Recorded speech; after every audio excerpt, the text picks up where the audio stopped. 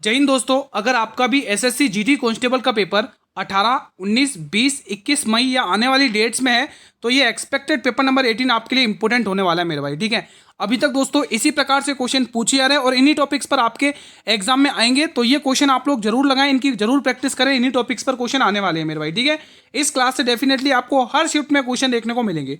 पहला क्वेश्चन आपकी स्क्रीन पर है। तमिलनाडु के करावट्टम नृत्य में सिर पर रखे जाने वाले बर्तन में क्या भरा होता है? बहुत ही इंपॉर्टेंट क्वेश्चन है, बताइए। एक बार मुझे कमेंट के माध्यम से ये बताइए कि आपका एग्जाम किस डेट में है, किस शिफ्ट में है और अभी तक एडमिट कार्ड आया या नहीं आया, ये आप मुझे कमेंट के माध्यम से बताएं। तो इस प्रश्न का जो आंसर हो जाएगा वो इसमें दोस्तों चावल के दाने भरे होते हैं, ये आपको ध्यान में रखना है। देखो, थोड़ा एसएससी ने पैटर्न चेंज कर दिया है, पूछने का तरीका थोड़ा चेंज कर दिया है। ठीक है, और उसी तरीकों को ध्यान में रखते हुए कंटेंट मैंने आप लोगों के लिए तैयार किया है। गोवा के शिग्मो का उत्सव का संबंध किस ऋतु में, मतलब कि जो शिग्मो फेस्टिवल है वो किस ऋतु में मनाया जाता है मेरे भाई, ये क्वेश्चन पूछा है। तो यहाँ पे आपको वसंत ऋतु टिक कर लेना, ऑप्शन नंबर बी। अगला क्वेश्चन देखेंगे। नॉर्मन प्रिचर्ड, जिन्होंने 1900 में ओलंपिक में भारत के लिए 2 रजत पदक जीते थे, किस स्पर्धा से संबंधित थे, यह आपसे पूछा है। तो मेरे भाई इनका जो संबंध था दोस्तों वो ये एथलेटिक्स था। Option number B will be the right answer.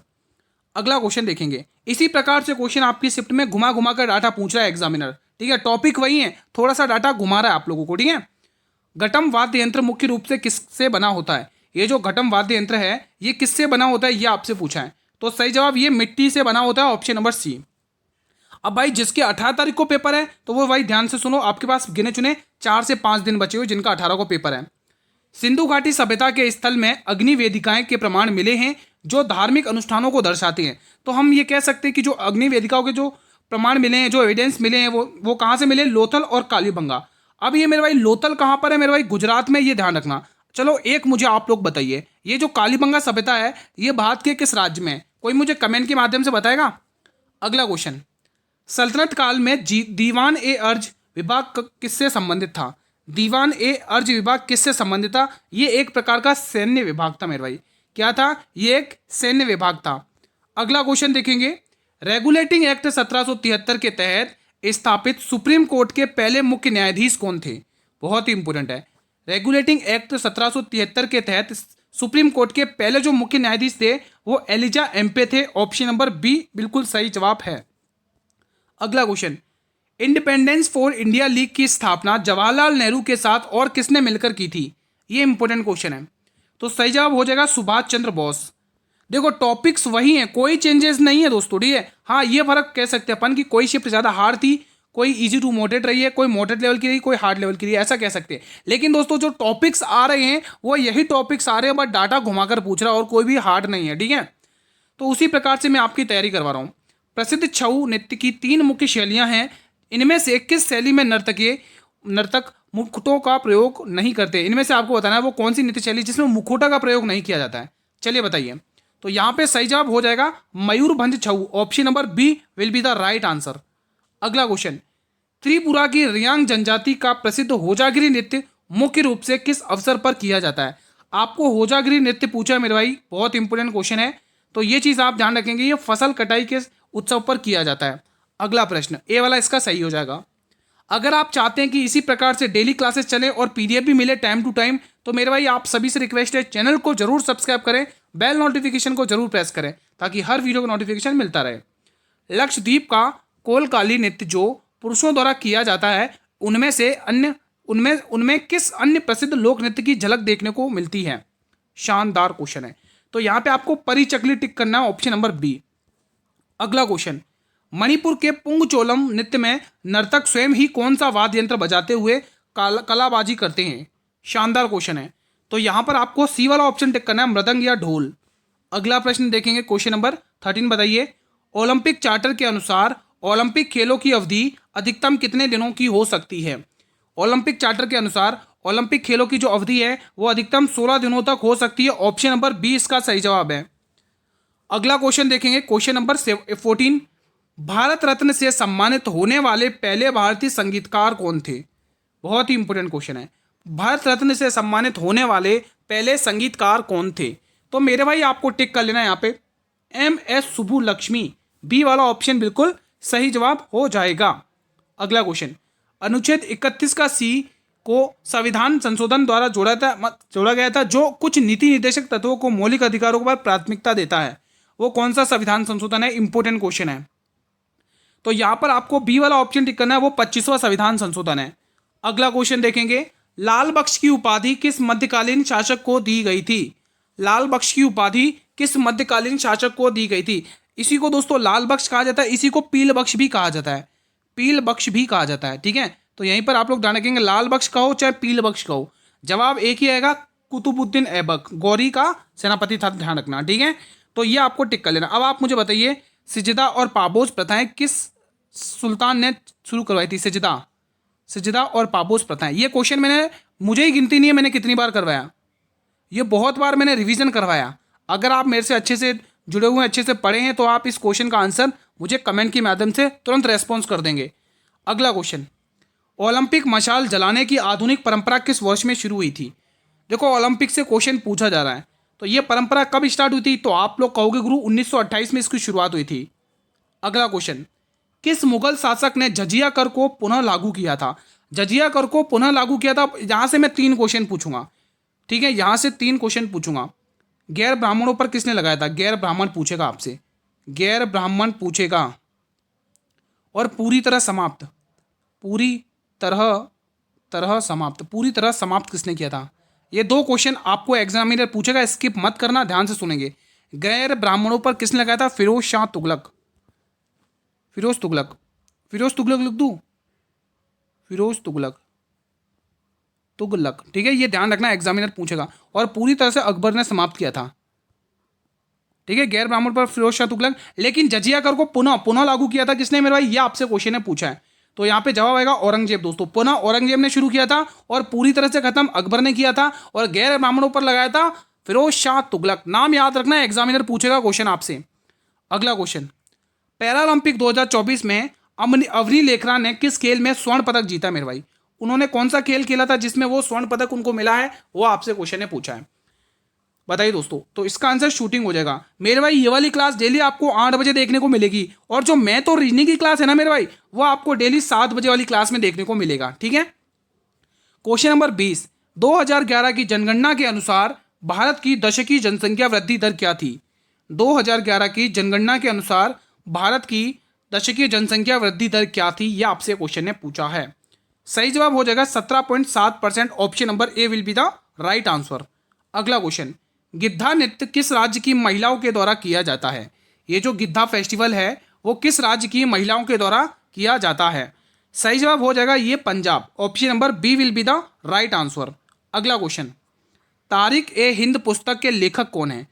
Tariq e Hind पुस्तक के लेखक कौन है मेरे भाई? बताइए आप लोग कमेंट करके मेरे भाई। अब आप मुझे एक क्वेश्चन पूछूंगा, मैंने बहुत बार करवाया है, किताब उल रहला, इस पुस्तक के लेखक कौन है? किताब उल रहला। देखते हैं आपके जीके में कितना दम है, आप कितना आंसर कर पाओगे। किताब उल रहला मेरे भाई, अगर आप सिलेक्शन की होड़ में लगे हो, तैयारी कर रहे हो, तो ये क्वेश्चन जो मैंने आपसे पूछा है ना, ये कुछ भी नहीं आप लोगों के सामने। आप तुरंत इसका आंसर कर दोगे, अगर आपने थोड़ी सी भी जीके अच्छे से पढ़ी है, तुरंत आंसर कर दोगे इसका कमेंट बॉक्स में।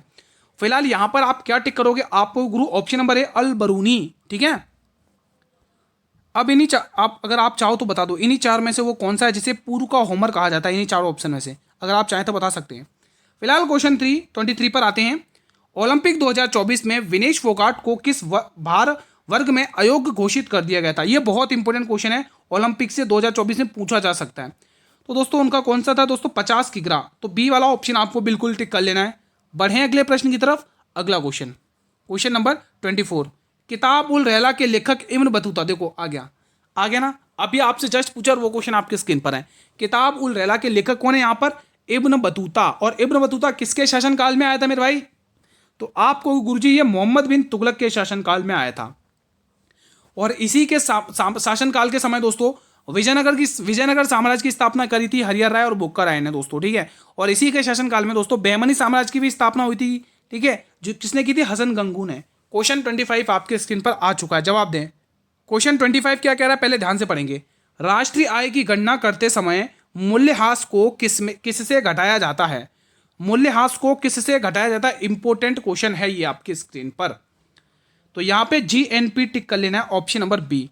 अगला प्रश्न, निम्नलिखित में से कौन सी नदी अरुणाचल प्रदेश में दिहांग के नाम से जानी जाती है और नामचा बरवा के पास यू टर्न लेती है? बताएंगे, इंपॉर्टेंट क्वेश्चन है। सही जवाब हो जाएगा ब्रह्मपुत्र नदी। Option number B will be the right answer. अगला प्रश्न, कौन सा जल डमरू मध्य भारत और श्रीलंका को अलग करता है और मन्नार की खाड़ी को बंगाल की खाड़ी से जोड़ता है? मन्नार की खाड़ी को बंगाल की खाड़ी से जोड़ता है वो जल डमरू है पाक जल डमरू मध्य। बहुत इंपॉर्टेंट है, 3 स्टार लगा लो। आगामी डेट्स में आपको पूछेगा ये क्वेश्चन। अगला प्रश्न देखेंगे, आपकी स्क्रीन पर है। जनगणना 2011 के अनुसार भारत के किस राज्य में ग्रामीण लिंगानुपात सर्वाधिक दर्ज किया गया था? बताइए दोस्तों, क्या आंसर होगा इसका? सही जवाब हो जाएगा मेरे भाई यहाँ पर केरल आपको टिक करना है। ठीक है, सबसे साक्षरता दर वाला राज्य भी केरल ही है, 94 के समथिंग है। ठीक है, अगला क्वेश्चन, भारतीय संविधान के किस अनुच्छेद के तहत भारत के अटॉर्नी जनरल, जिसको आप महाधिवक्ता कहते हैं, इसकी नियुक्ति राष्ट्रपति द्वारा की जाती है? तो आपको ये तो पता चल गया कि जो अटॉर्नी जनरल है, हिंदी में कहे तो महाधिवक्ता है, उसकी नियुक्ति राष्ट्रपति के द्वारा होती है। लेकिन आपको आर्टिकल पूछा है। अब ये आर्टिकल आप मुझे बताएंगे। देखो, मैं इंपोर्टेंट बताता हूँ। एक आर्टिकल तो आपसे पूछूंगा इसमें। ठीक है, तो पहले तो आप ध्यान से सुनेंगे। पहले इसका आंसर टिक करवा दूँ? चलो मैं इसका आंसर टिक करवा ही देता हूँ मेरे भाई। पहले आप आंसर टिक कर लो। आर्टिकल 76 आपको ध्यान रखना, इसमें राष्ट्रपति की क्षमादान शक्ति है। इसकी मैं यहाँ पे क्षमादान शक्तियाँ लिख देता हूँ यहाँ पे दोस्तों। क्षमादान शक्तियाँ, पार्डिंग पावर्स हैं, क्षमादान शक्तियाँ। ठीक है मेरे भाई। 148 में कैग है, कैग से रिलेटेड क्वेश्चन पूछेगा, ध्यान रखना मेरे भाई। आर्टिकल अच्छे से याद कर रखना। ठीक है, आप मुझे आर्टिकल 165 के बारे में कमेंट के माध्यम से रेस्पॉन्स करेंगे। फिलहाल अगला क्वेश्चन आपकी स्क्रीन पर है मेरे भाई। भारत के अटॉर्नी जनरल को किसके समान वेतन और भत्ते मिलते हैं? आपने ये तो देख लिया कि भारत में जो अटॉर्नी जनरल है, महाधिवक्ता है, उसकी नियुक्ति राष्ट्रपति के द्वारा होती है। लेकिन उनके जो वेतन भत्ते हैं वो किसके द्वारा मिलते हैं, वो आपसे क्वेश्चन ने पूछा है। तो आप बड़े ही सावधानी से कहोगे गुरु, सर्वोच्च न्यायालय के न्यायाधीश, जो सुप्रीम कोर्ट के जो जजेस हैं ना, उनके अकॉर्डिंग अटॉर्नी जनरल को वेतन भत्ते दिए जाते हैं। अगला प्रश्न, भारत के नियंत्रक एवं महालेखा परीक्षक की नियुक्ति कौन करता है? अभी आपने कैग पढ़ा, यानी कि नियंत्रक एवं महालेखा परीक्षक। अब इसकी नियुक्ति कौन करता है, ये क्वेश्चन ने पूछा। ऐसे ही तो क्वेश्चन पूछे जा रहे हैं, कौन किसको शपथ दिलाता है, कौन किसको त्यागपत्र सौंपता है ना, कौन किसकी नियुक्ति करता है। पॉलिटी में इस प्रकार से क्वेश्चन पूछे जाते हैं। ठीक है, इकोनॉमिक और पॉलिटी के करंट अफेयर भी पूछे जा रहे हैं, इस बात का भी ध्यान रखेंगे। फिलहाल यहाँ पे राष्ट्रपति आपको टिक कर लेना, ऑप्शन नंबर ए। राष्ट्रपति और राज्यपाल तो किसी भी कीमत पर न छोड़ना, अच्छे से पढ़ के जाना। वर्ष 2025 में भारतीय वायुसेना ने अपनी कौन सी वर्षगांठ मनाई है? बताइए दोस्तों, वो कौन सी वर्षगांठ मनाई है? 93 मनाई है। ऑप्शन नंबर सी आपको टिक कर लेना है दोस्तों। अगला भी क्वेश्चन देख लेते हैं। अंडमान और निकोबार द्वीप समूह किस उच्च न्यायालय के क्षेत्र का अधिकार में आता है? दोस्तों इंपॉर्टेंट क्वेश्चन है, पूछा जा सकता है। मद्रास उच्च न्यायालय के अंदर आता है भाई? बिल्कुल भी नहीं। क्या ये दोस्तों कलकत्ता उच्च न्यायालय के अंदर आता है भाई? बताइए, बिल्कुल सही है। ये वाला ऑप्शन नंबर बी सही है। तो यहाँ पे सी वाला और डी वाला ऑप्शन बिल्कुल नहीं होगा। अगला क्वेश्चन भी देख लेते हैं, लगे हाथ। गुलाम वंश का वो कौन सा सुल्तान था जिसकी मृत्यु चौगान खेलते समय हुई थी? बताइए। अब मैं आपसे क्वेश्चन ये पूछ लूं कि दिल्ली में वो कौन सा सुल्तान था दोस्तों, दिल्ली का वो कौन सा सुल्तान था जिसने तुर्क ए चेलगन की गठन की थी? ये क्वेश्चन बहुत बार पढ़ा है और एग्जाम में भी आपके आया है। तुर्क ए चेलगानी, वो कौन सा इसका तुर्क ए चेलगानी का गठन का मतलब होता 40 सरदार को गठन। ठीक है, वो दिल्ली का कौन सा सुल्तान था जिसने तुर्क ए चेलगानी का गठन किया था? फिलहाल आप इस क्वेश्चन का आंसर टिक करो, कुतुबुद्दीन ऐबक दोस्तों। ठीक है, चौगान खेल इसको दोस्तों पोलो कहते हैं। ठीक है, घोड़े पर बैठ के वो पोलो वाला गेम खेलते ना, स्टिक लेके, वो वाला, उससे वो गिर गया था और वहाँ पर उसकी डेथ हो जाती है। फिलहाल बढ़ेंगे अगले प्रश्न की तरफ। क्वेश्चन नंबर 35 देखेंगे। क्वेश्चन कह रहा है, योजना आयोग के अंतिम उपाध्यक्ष कौन थे? मेरे भाई पहले आप इसका गठन मुझे बताओ। मैंने बहुत बार बताया आप लोगों को, आप मुझे इसका गठन बताएंगे। चलो मैं ही बता देता हूँ एक बार फिर से। 1950 में इसका गठन हुआ था मेरे भाई। 1950 डेट याद रखना, इसका गठन पूछा जाता है। इसके जो अंतिम उपाध्यक्ष थे वो मोंटेक सिंह अहलूवालिया थे। ऑप्शन नंबर डी को आपको टिक कर लेना है मेरे भाई। अगला क्वेश्चन आपके स्क्रीन पर है। भारत के अटॉर्नी जनरल को संसद की कार्यवाही में भाग लेने का अधिकार किस अनुच्छेद के तहत है? अच्छा, अनुच्छेद 2 बार आ गया क्या? एक ही? अच्छा नहीं, इसमें पूछा है भाग लेने के लिए अनुच्छेद। ठीक है, अलग अलग है। तो यहाँ पर आप क्या टिक करोगे बताइए? यहाँ पर आपको आर्टिकल 88 आपको टिक करना है, इंपॉर्टेंट है। ठीक है, आर्टिकल 110 में क्या धन विधेयक है मेरे भाई? क्या है? धन विधेयक आपको टिक कर लेना यहाँ पर।